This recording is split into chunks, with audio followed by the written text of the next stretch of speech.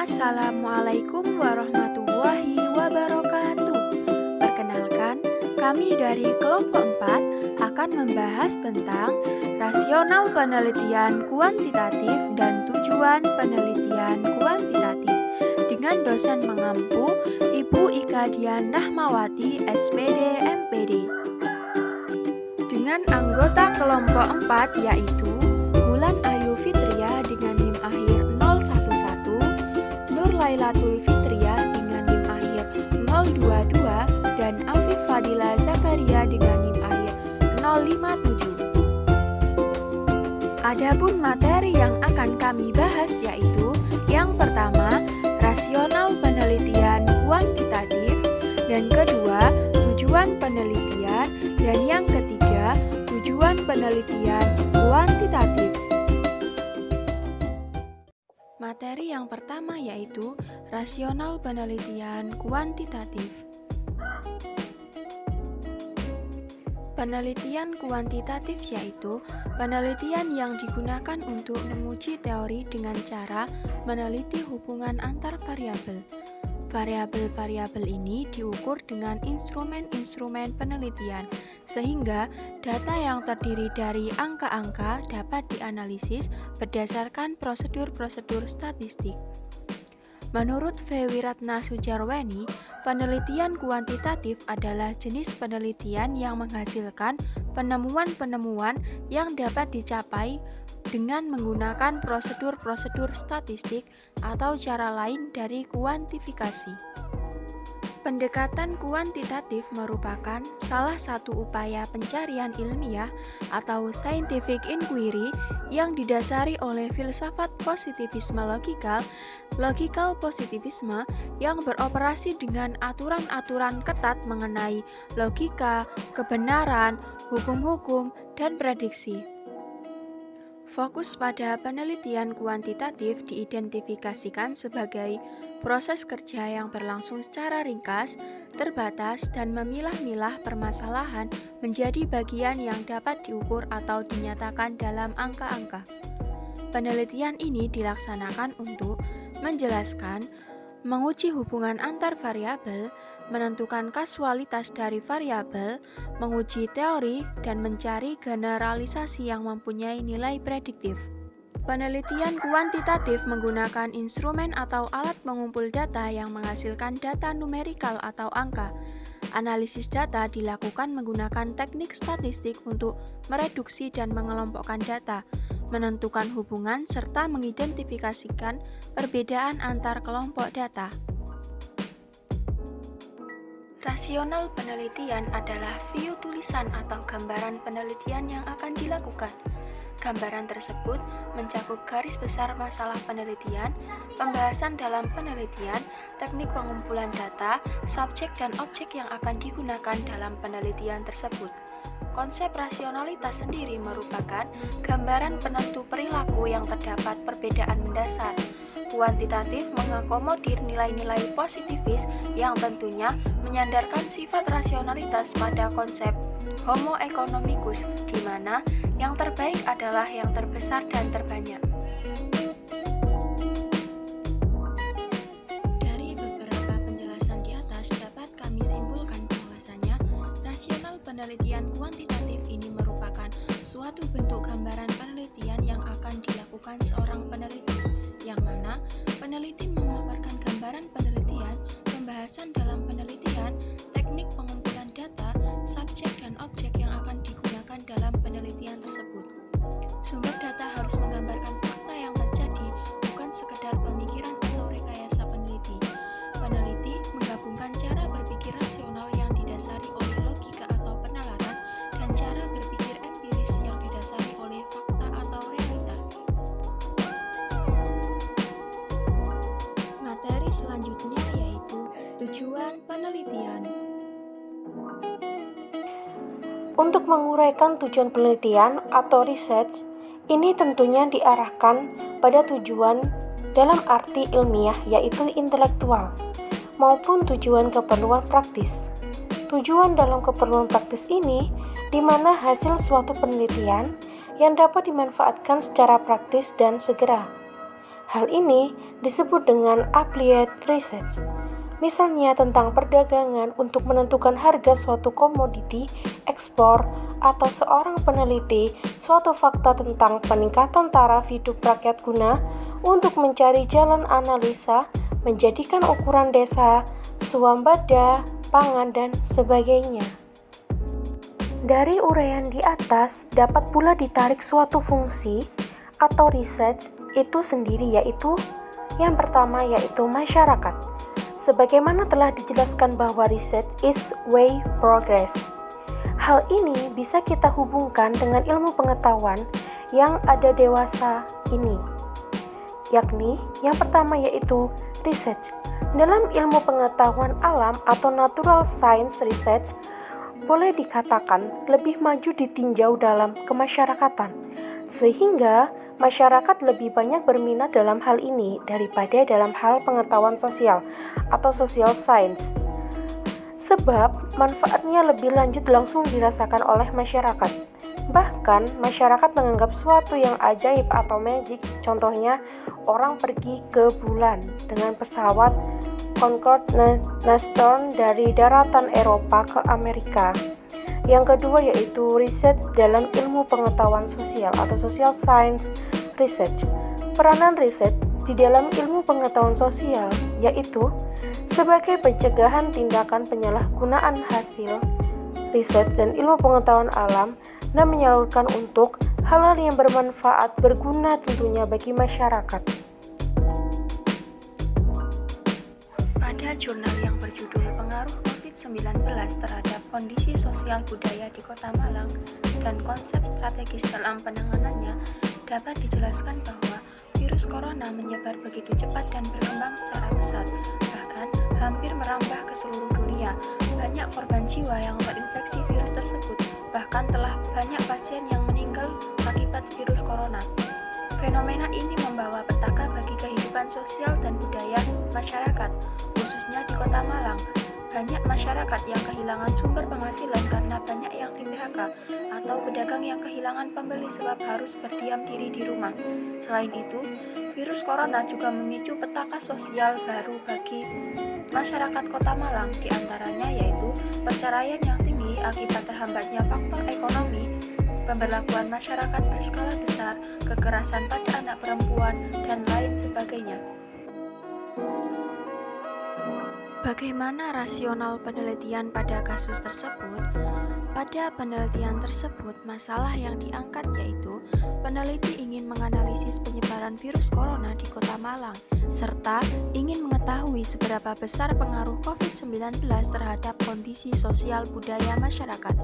Pada jurnal tersebut membahas tentang dampak-dampak yang ditimbulkan oleh virus COVID-19 seperti dampak sosial budaya, dampak sosial terhadap orang dewasa atau orang tua, dampak sosial budaya terhadap pemerintah, serta strategi penanganan dampak sosial budaya COVID-19 di Kota Malang.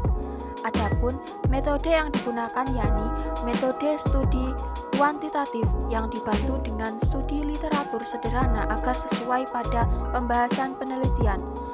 Populasi dari penelitian tersebut adalah seluruh masyarakat Kota Malang dengan sampel menggunakan teknik purposive sampling kepada pemerintah daerah Kota Malang, pihak yang disimpan di bidang kesehatan di Kota Malang, dan masyarakat sekitar yang ada di Kota Malang.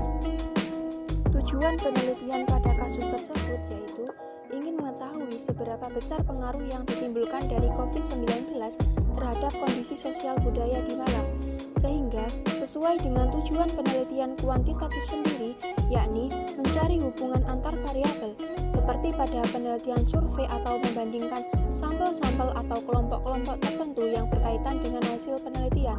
Sedangkan pada kasus tersebut terdapat beberapa variabel yang saling berhubungan, diantaranya COVID-19 dan kondisi sosial budaya di Kota Malang, yang mana variabel X atau bebasnya yaitu COVID-19 dan variabel Y atau terikatnya yaitu kondisi sosial budaya di Kota Malang. Dikutip dari jurnal yang berjudul Kontribusi Pembelajaran di Perguruan Tinggi dan Literasi Keuangan Terhadap Perilaku Keuangan Mahasiswa. Dari jurnal tersebut dijelaskan tentang kontribusi pembelajaran di perguruan tinggi dan literasi keuangan terhadap perilaku keuangan mahasiswa. Literasi keuangan dewasa merupakan topik yang menjadi perhatian setiap negara, termasuk Indonesia. Perkembangan ekonomi global dewasa ini membawa perubahan ke dalam sistem keuangan masyarakatnya. Hal ini dapat dilihat dari kompleksitas jasa produk keuangan yang ditawarkan kepada masyarakat. Ditambah dampak teknologi terhadap produk dan jasa keuangan serta peningkatan akses terhadap kredit. Jika hal ini tidak diimbangi dengan pengetahuan keuangan yang memadai, maka dapat menjerumuskan masyarakatnya ke dalam berbagai masalah keuangan.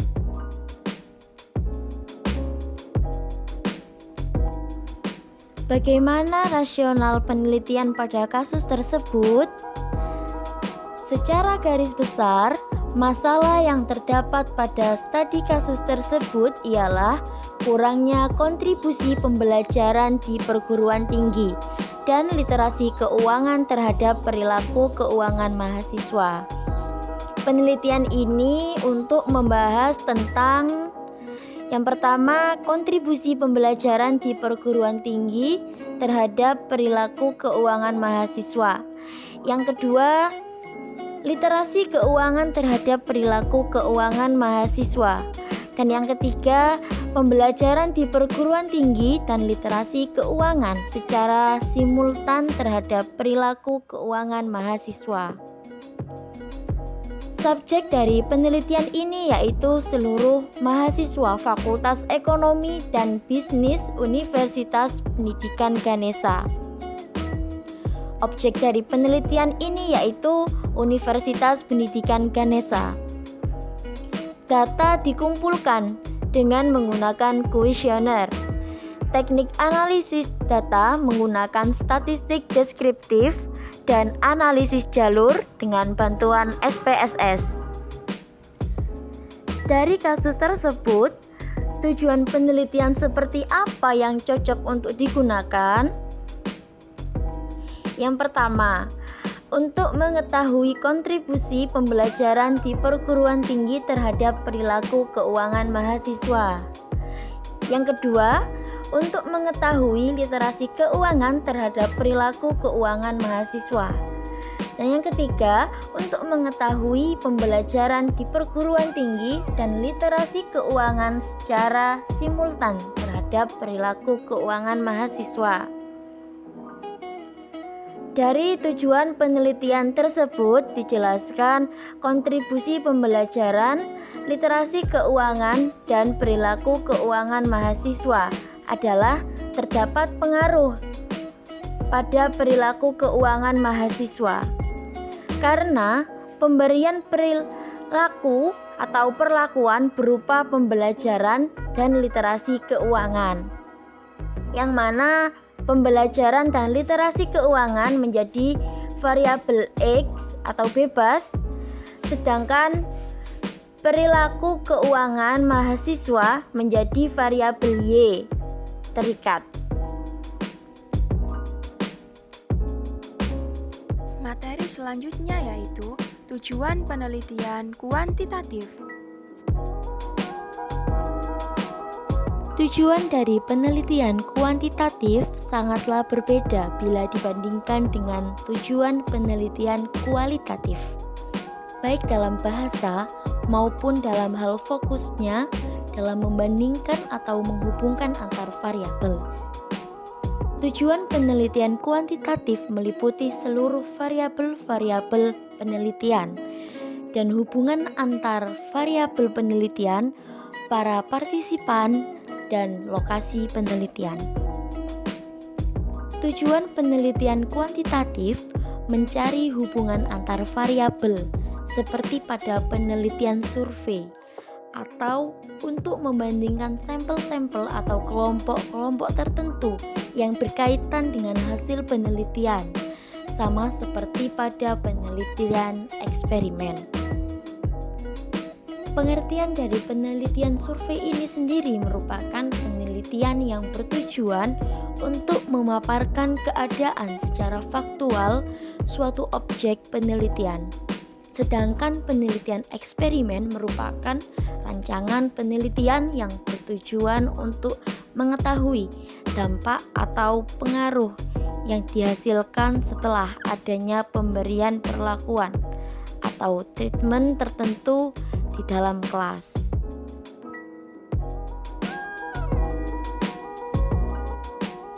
Dari jurnal tersebut dijelaskan bahwa sebelumnya dalam penyampaian materi tentang ekosistem ini hanya menggunakan metode konvensional yang berupa metode ceramah. Hal tersebut membuat para siswa merasa bosan dan jenuh karena pembelajaran yang begitu monoton. Dampak yang ditimbulkan dari hal tersebut yaitu kurang efektifnya suatu pembelajaran.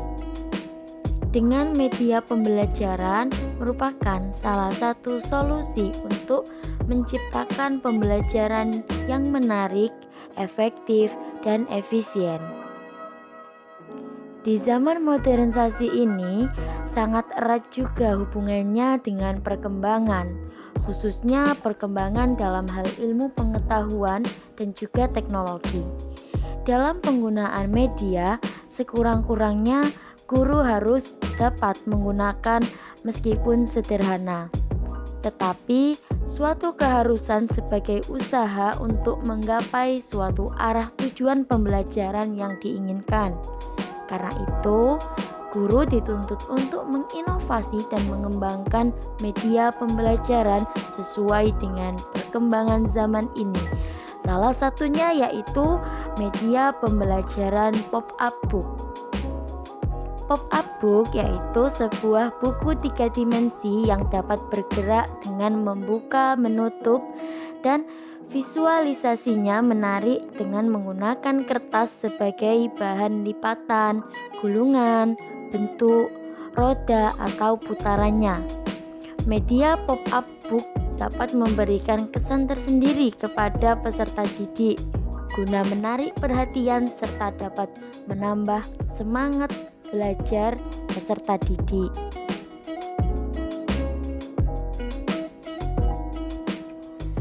Bagaimana rasional penelitian pada kasus tersebut? Secara garis besar, masalah yang terdapat pada studi kasus tersebut ialah kurangnya hasil belajar siswa pada tema ekosistem. Dalam penelitian ini, peneliti membahas keterlaksanaan media pop-up book serta mendeskripsikan respon siswa dalam media pop-up book dalam tema ekosistem di kelas 5 SDN Karangpilang 1 Surabaya. Adapun teknik pengumpulan data yang digunakan dalam penelitian ini yaitu lembar tes hasil belajar, lembar pengamatan keterlaksanaan pembelajaran, dan kuesioner atau angket. Subjek dalam penelitian ini yaitu siswa kelas 5 SDN Karangpilang 1 Surabaya dengan objek penelitian SDN Karangpilang 1 Surabaya. Dari kasus tersebut, tujuan penelitian seperti apa yang cocok untuk digunakan? Tujuan yang pertama yaitu untuk mendeskripsikan pengaruh penggunaan media pop-up book terhadap hasil belajar siswa tema ekosistem kelas 5 SDN Karangpilang 1 Surabaya. Tujuan kedua yaitu untuk mendeskripsikan keterlaksanaan penggunaan media pop-up book terhadap hasil belajar siswa tema ekosistem kelas 5 SDN Karangpilang 1 Surabaya. Dan tujuan yang ketiga yaitu untuk mendeskripsikan respon siswa dalam penggunaan media pop-up book terhadap hasil belajar siswa tema ekosistem kelas 5 SDN Karangpilang 1 Surabaya. Dari beberapa tujuan tersebut, terdapat variabel yang saling berhubungan di antara media dan hasil belajar adalah terdapat pengaruh terhadap hasil belajar siswa tema ekosistem kelas 5 SDN Karangpilang 1 Surabaya karena pemberian perlakuan berupa penggunaan media pembelajaran pop-up book, yang mana media pembelajaran pop-up book menjadi variabel X dan hasil belajar menjadi variabel Y. Dikutip dari jurnal yang berjudul Survei Pelaksanaan Pembelajaran Pendidikan Jasmani Adaptif Sekolah Dasar Luar Biasa se-Kabupaten Gunung Kidul. Dari jurnal tersebut dijelaskan bahwa pendidikan jasmani pada hakikatnya adalah proses pendidikan yang memanfaatkan aktivitas fisik untuk menghasilkan perubahan dalam kualitas individu, baik dalam hal fisik, mental, serta emosional.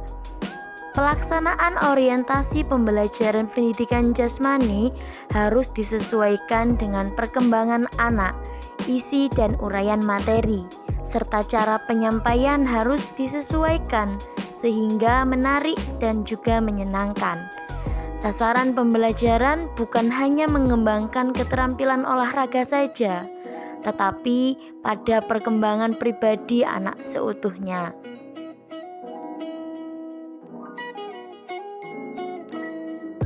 Bagaimana rasional penelitian pada kasus tersebut? Secara garis besar, masalah yang terdapat pada studi kasus tersebut ialah fakta di lapangan menunjukkan bahwa tenaga pengajar atau guru yang mengajar pendidikan jasmani adaptif 94% berlatar belakang bukan dari guru pendidikan jasmani, sehingga mengalami banyak kendala ketika melaksanakan pembelajaran. Penelitian ini membahas tentang pelaksanaan pembelajaran pendidikan jasmani adaptif di SDLB se-Kabupaten Gunung Kidul tahun 2012-2013.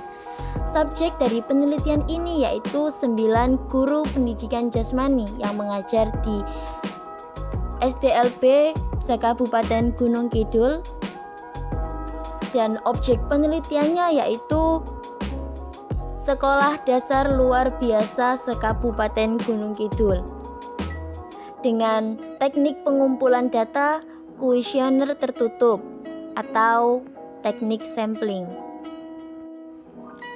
Dari kasus tersebut, tujuan penelitian seperti apa yang cocok untuk digunakan? Tujuan penelitian yang cocok untuk digunakan yaitu untuk mengetahui pembelajaran pendidikan jasmani adaptif di SDLB se-Kabupaten Gunung Kidul tahun ajaran 2012-2013. Nah, dari tujuan penelitian tersebut menyatakan bahwa ada hubungan antar variabel pada penelitian survei ini. Variabel dalam penelitian ini adalah pelaksanaan pembelajaran pendidikan jasmani adaptif di SDLB se-Kabupaten Gunung Kidul tahun ajaran 2012-2013. Di mana penelitian survei ini sendiri merupakan penelitian yang bertujuan untuk memaparkan keadaan secara faktual suatu objek penelitian.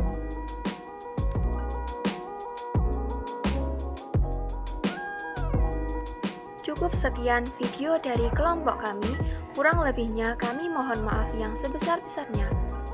Wassalamualaikum warahmatullahi wabarakatuh.